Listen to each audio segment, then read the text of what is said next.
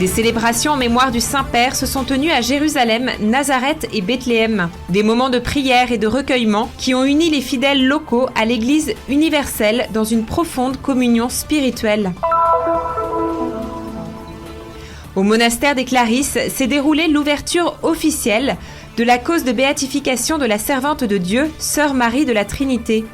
Un moment solennel qui marque le début officiel de son chemin vers les honneurs des autels. Environ 300 évêques, parmi lesquels plusieurs cardinaux, ont répondu à l'invitation du chemin néocatéchuménal pour une rencontre fraternelle exceptionnelle en Terre Sainte, organisée durant la semaine de l'octave de Pâques. De voyages historiques, de témoins privilégiés, frère Marcello Cicchinelli et frère Eduardo Maceo, franciscains de la custodie de Terre Sainte, ont accompagné le pape François au Moyen-Orient, partageant avec lui des instants empreints de foi et de profondeur spirituelle.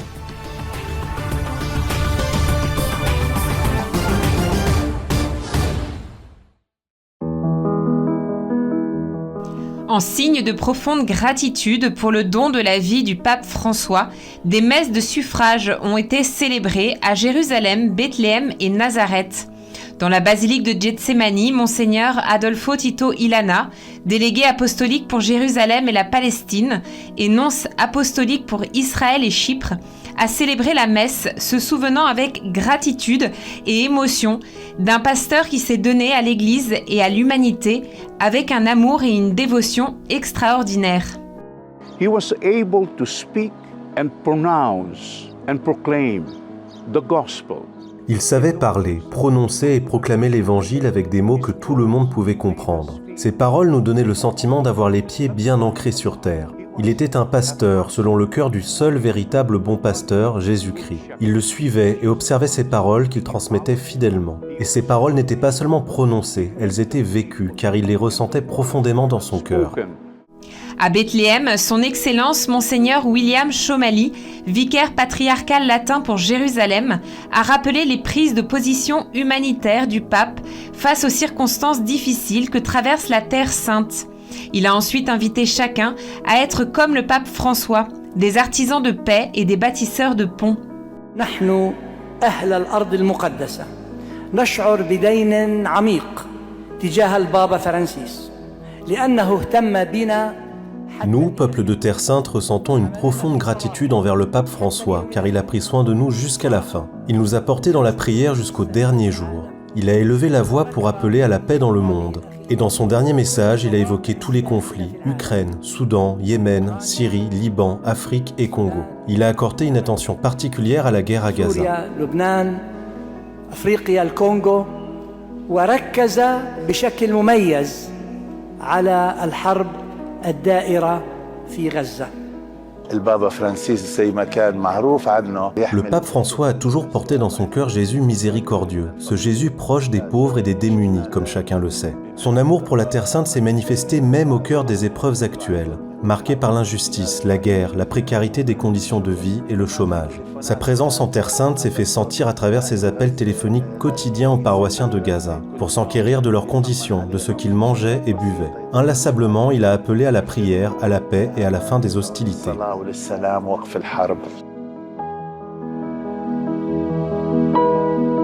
Le 29 avril, le custode de Terre Sainte, le père Francesco Patton, a célébré une messe de suffrage pour l'âme du pape François au couvent de Saint-Sauveur à Jérusalem.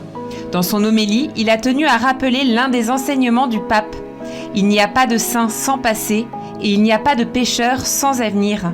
Il suffit, a-t-il souligné, de répondre à l'appel avec un cœur humble et sincère. E direi anche nel morire.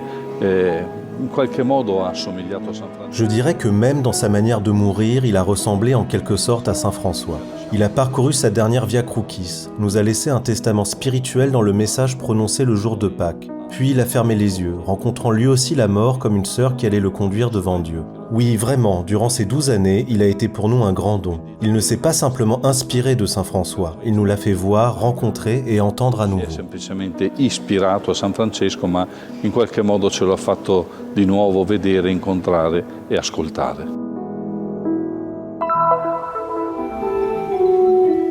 Le 30 avril, les Clarisses ont célébré l'ouverture officielle de la cause de béatification de la servante de Dieu, Marie de la Trinité, dans l'église du monastère de Jérusalem.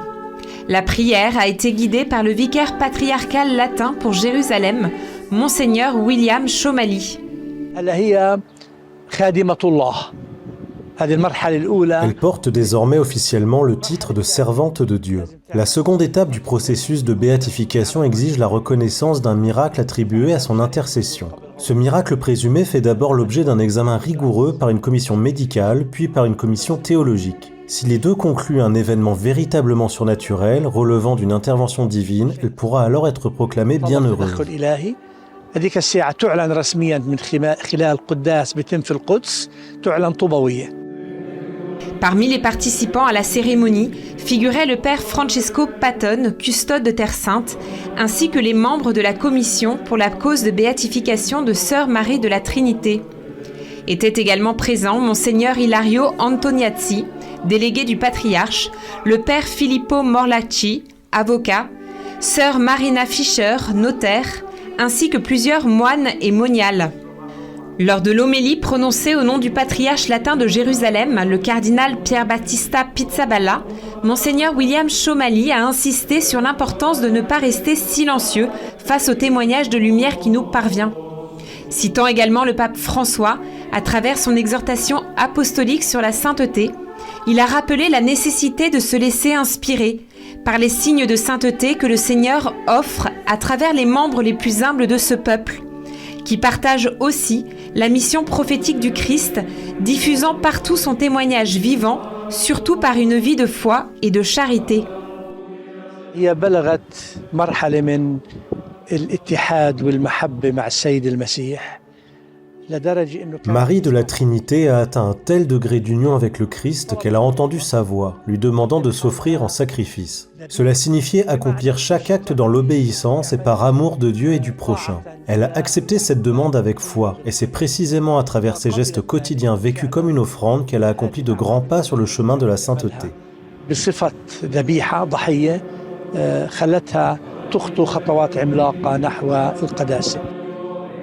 L'expérience de Sœur Marie de la Trinité nous pousse, en ces jours sombres de l'histoire de notre pays et de l'humanité, à nous accrocher à la véritable espérance, a poursuivi Monseigneur Chomali. Quand toutes les pensées et tous les cœurs sont absorbés par cette terrible guerre, quelle consolation de pouvoir se tourner vers ce qui transcende la destruction et la mort, vers ce qui seul demeure pour toujours, le Seigneur notre Dieu. Il n'est pas d'heure si sombre qui ne contienne une certaine richesse. À l'issue de l'homélie, les membres du tribunal de première instance ont signé un accord de confidentialité.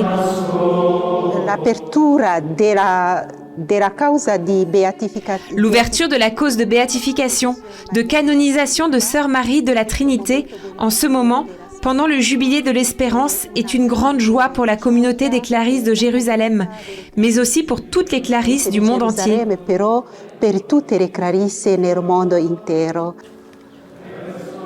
À la fin de la célébration, les participants se sont rendus sur la tombe de la servante de Dieu, Marie de la Trinité, où ils ont prié pour que le Seigneur manifeste sa sainteté.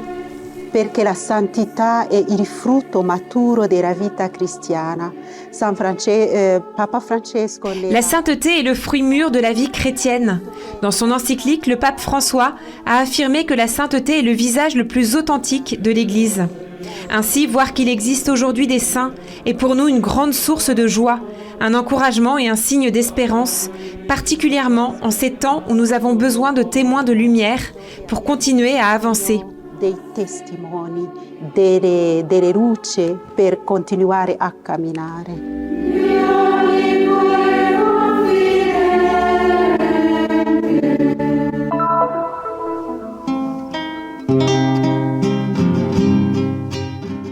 Environ 300 évêques, dont plusieurs cardinaux, ont répondu à l'invitation du chemin néocatéchuménal pour vivre l'octave de Pâques en Terre Sainte.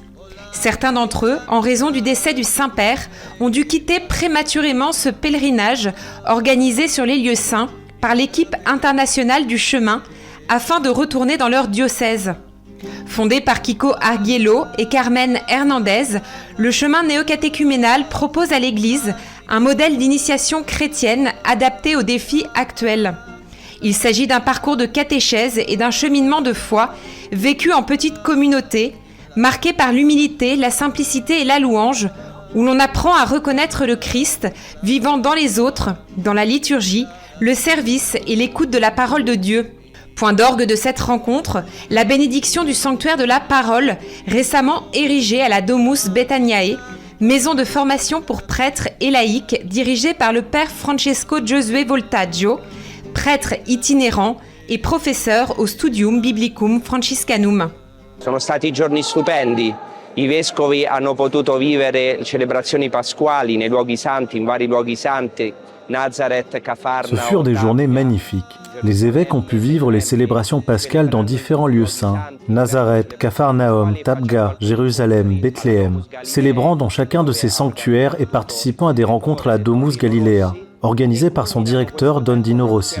Le point d'orgue de ce pèlerinage s'est déroulé à Jérusalem, à la Domus Betaniae. Nous avons eu une grâce particulière, car aujourd'hui, en communion avec l'Église universelle et les évêques, nous avons pu suivre les funérailles du pape François, ici même, à la Domus Betaniae, une maison qui accueille principalement des prêtres, mais aussi des laïcs pour une année d'immersion en Terre Sainte. Immédiatement après la célébration eucharistique de ce jour, aura lieu la bénédiction du nouveau sanctuaire de la parole. Il s'agit d'un lieu très important, car c'est là que nous pouvons scruter les Écritures devant le Saint-Sacrement et nous nourrir aux deux tables, comme l'a exprimé Dei Verbum, la constitution dogmatique du Concile Vatican II, à la table de la parole et à celle de l'Eucharistie. La centralità di tutta l'iniziazione cristiana è la parola. Allora ci troviamo qui in un santuario della parola. Nous faisons toujours la scrutatio devant le très saint sacrement, car la parole en Jésus-Christ présent dans l'Eucharistie s'est faite chair. La parole est au centre de toute l'initiation chrétienne. Nous nous trouvons donc ici dans un véritable sanctuaire de la parole. Jésus lui-même nous dit « Scrutez les Écritures, car elles parlent de moi ». Dans les premiers siècles, l'Église, face au paganisme, a rencontré une difficulté. Comment faire découvrir le Dieu d'Abraham, d'Isaac et de Jacob? Un Dieu qui intervient dans l'histoire, à la différence des divinités mythologiques fabriquées par les peuples. L'Église s'est alors tournée vers l'histoire du salut, et en particulier vers l'Exode. Cette structure, cette expérience deviendra le fondement de l'initiation à la foi chrétienne. Kiko Arguello, avec Carmen, a progressivement mis en place un catéchuménat fondé sur l'Église primitive. C'est ce que Paul VI avait souhaité rétablir. Lui qui avait d'ailleurs créé une commission pour cela, présidée par le cardinal Wojtyla, futur pape Jean-Paul II. È stata una grazia grandissima innanzitutto avere Kiko ancora qui. Ce fut une grâce immense d'avoir encore parmi nous Kiko Arguello, mais aussi pour ces évêques qui ont passé près d'une semaine en Terre Sainte. Ce fut une occasion précieuse de découvrir le charisme du chemin néocatéchuménal à sa source même. Nous espérons ainsi que ces évêques seront encouragés, animés à porter la nouvelle évangélisation, ou dans certains pays déchristianisés à entreprendre une réévangélisation. Ecco, anche in certi casi una rievangelizzazione. Actuellement, nous avons une dizaine de prêtres qui œuvrent dans notre diocèse. À Kiev, il existe de nombreuses communautés. Je ne fais pas partie du chemin, mais je peux témoigner de l'immense soutien qu'ils représentent pour notre diocèse. Je viens moi-même d'une communauté néo-catéchuménale. Et aujourd'hui, en tant qu'évêque, je vois combien le chemin, tout comme il m'a aidé, peut soutenir de nombreuses familles, tant de jeunes en quête de l'amour de Dieu et de leur vocation. C'est sans aucun doute une grâce immense. Et cette rencontre fut elle aussi profondément merveilleuse.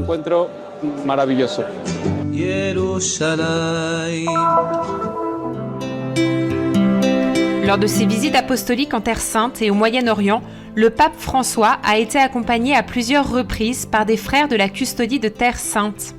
Parmi eux, le frère Marcello Cicchinelli, maître de cérémonie, et à Chypre, le frère Eduardo Masseo, qui a assuré le rôle d'interprète. Découvrons à présent leur témoignage. Une histoire me lie au pape François depuis longtemps.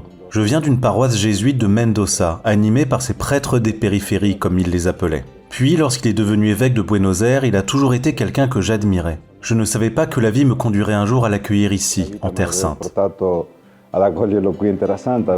Une rencontre chargée de sens, à la fois œcuménique et spirituel.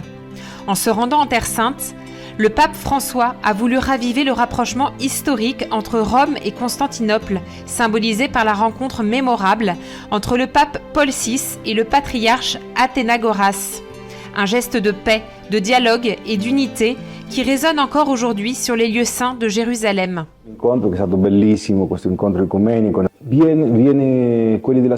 La rencontre œcuménique a été magnifique et certains agents de sécurité du Vatican nous ont alors dit « Père Marcello, Père Stéphane, qui était alors gardien à l'époque, demain le pape François viendra déjeuner à Saint-Sauveur ». Ma réaction première fut la suivante. Comment? Quoi? Dans cette maison où nous sommes actuellement? C'est impossible. Sur le moment, je n'ai pas sauté de joie que le pape veuille venir déjeuner à Saint-Sauveur. J'ai juste pensé que la sécurité allait tout bloquer, qu'on ne pourrait plus bouger. Il est arrivé en retard parce qu'il était à une rencontre à Notre-Dame. Ici, la sécurité était omniprésente et les frères n'étaient au courant de rien. Nous avons sonné les cloches à 11h, le déjeuner étant prévu pour 13h. Ainsi, nous avons passé 2 heures tous ensemble dans le réfectoire sans que personne ne bouge. C'est à ce moment-là que nous avons informé la communauté que le pape viendrait déjeuner avec nous. Pour les frères, ce fut une véritable surprise, une grande joie pour la communauté. Les frères les plus âgés étaient présents avec nous, ils l'ont vu. Le pape s'est même souvenu de plusieurs frères qu'il avait ordonnés à Buenos Aires. À frère Gustavo, il a dit « C'est moi qui t'ai ordonné ». Et effectivement, il s'en souvenait. C'était l'un des moments les plus beaux, il a brisé le protocole et il est venu nous rendre visite. Le frère Eduardo Maceo a lui aussi une histoire personnelle avec le pape François. Il a découvert la custodie par une émission télévisée et est arrivé en Terre Sainte à seulement 18 ans. Pour lui, la rencontre avec le pape François a eu lieu lors du voyage apostolique à Chypre, où il a exercé le rôle d'interprète du pontife. Un signe de la providence qu'il cherche encore aujourd'hui à comprendre. Per me è stata una cosa del tutto misteriosa, o semplicemente un giorno, il 12 ottobre. Pour moi, ce fut une expérience tout à fait mystérieuse. Un jour, tout simplement, le 12 octobre 2021, j'ai reçu un appel du custode de Terre Sainte m'informant que je serais l'interprète du pape. Je savais que j'allais accompagner le Saint-Père tout au long de son voyage apostolique à Chypre, puis en Grèce. À ce jour, je n'ai toujours pas trouvé de réponse à la question « Pourquoi moi ?» Je suis profondément convaincu que c'était l'œuvre de la divine providence. Sono stato eletto perché mi è stato chiesto questo servizio, però credo che sia effettivamente la divina provvidenza. De l'expérience vécue à Chypre est née une relation d'amitié et de proximité entre le frère Eduardo et le pape François. En particulier, durant la période où le frère Eduardo vivait à Rome pour ses études, ils ont eu l'occasion de se rencontrer fréquemment. Ho conosciuto Mario Bergoglio. J'ai connu Mario Bergoglio. J'ai connu une personne qui s'est entièrement donnée à l'Église. Ce qu'il y a de plus beau dans tout cela, c'est le lien fort et authentique qui s'est tissé entre nous. Il a eu aussi des gestes d'une grande délicatesse. Il a par exemple appelé ma sœur pour lui souhaiter son anniversaire. Ma mère, de son côté, l'a appelé à plusieurs reprises et a même eu l'occasion d'aller lui rendre visite. C'était bien sûr le pape, a souligné frère Eduardo. Mais avec moi, il était comme un grand-père, par l'attention et la confiance sincère qu'il me témoignait. Lors de nos rencontres, le seul véritable intérêt était le dialogue, l'échange d'idées, même lorsque nos opinions divergeaient. Et c'est justement cela que le pape a toujours beaucoup apprécié. Le choix du nom François, bien qu'il fût jésuite, a apporté à l'Église un regard plus profond et attentif envers les plus démunis. Il est vrai que Saint François l'a toujours accompagné depuis le début. Tout au long de son pontificat, il n'a cessé de s'efforcer de vivre pleinement les implications du nom qu'il avait choisi dès le premier instant. C'était un homme chez qui la parole se faisait réellement chère. Un homme qui croyait profondément en ce qu'il disait et qui le vivait avec une grande cohérence. Ciò che effettivamente diceva. Padre, Figlio, Spirito Santo.